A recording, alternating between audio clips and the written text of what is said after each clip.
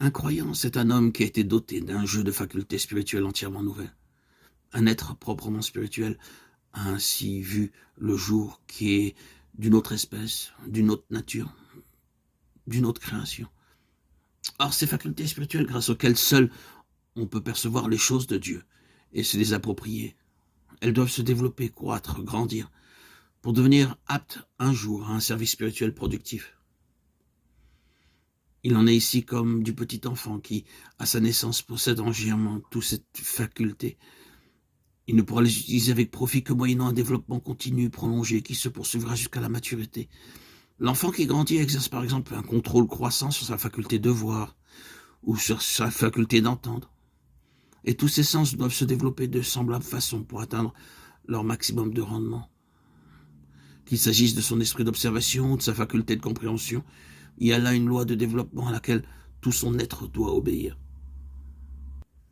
Il n'en va pas autrement pour le croyant. Né d'en haut, création nouvelle, il entre dans le monde spirituel avec un ensemble de facultés entièrement neuf et qui diffèrent du tout au tout de celui qu'il avait quand il entrait dans le monde physique.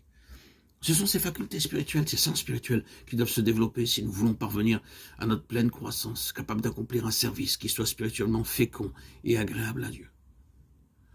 Tout cela est très simple, très élémentaire. Et pourtant, nombreux sont ceux qui ont besoin qu'on leur rappelle que dans le domaine spirituel aussi, il y a une enfance et il y a une maturité avec une différence considérable entre l'une et l'autre. C'est à cela, des saints, mais des enfants, que l'apôtre Paul s'adresse quand il parle de ceux dont le jugement est exercé par l'usage. La nourriture solide, précise-t-il, est très bien, mais elle est pour les autres, pour les hommes faits. Il déplore qu'après tant d'années, les destinataires de sa lettre soient encore incapables de prendre de la nourriture solide. Pourquoi ? Parce que leurs facultés, parce que leurs sens ne se sont pas développés. Or, si vraiment la préoccupation de Dieu est concentrée sur ce point, amener les croyants à la maturité spirituelle, si dans cette dispensation, l'état d'homme fait est bien son objectif suprême, il ne reculera devant aucun sacrifice pour obtenir ce résultat. Il ne faut pas chercher ailleurs l'explication des chemins si mystérieux qu'il prend avec les siens, toutes les choses étranges qui nous arrivent et qui nous font nous demander parfois si Dieu ne travaille pas à l'encontre de ses propres intérêts. Ne nous semble-t-il pas bien souvent, quand nous pensons à ce qui nous est le plus précieux spirituellement, que tout cela va être compromis si Dieu se comporte vraiment avec nous comme il semble en avoir l'intention? Les apparences ne proclament-elles pas quelquefois que Dieu fait les choses de travers? La vérité, c'est que Dieu ne craint pas de courir des risques. L'expression peut paraître osée, mais c'est pourtant vrai, Dieu ne craint pas de s'exposer à des malentendus, pourvu que pour finir il atteigne son objectif.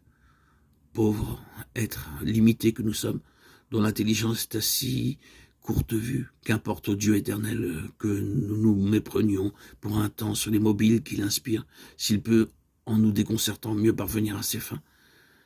Pour quelqu'un qui a pour lui l'éternité, le temps ne compte pas. Il a un objectif en vue et pour l'atteindre, il dispose d'un avenir illimité.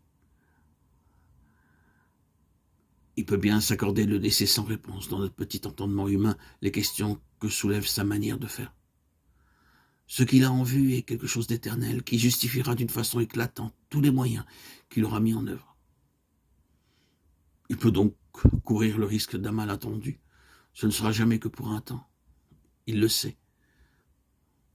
Et s'il estime que le but en vaut la peine, il n'a pas besoin d'autres raisons pour justifier sa manière de faire.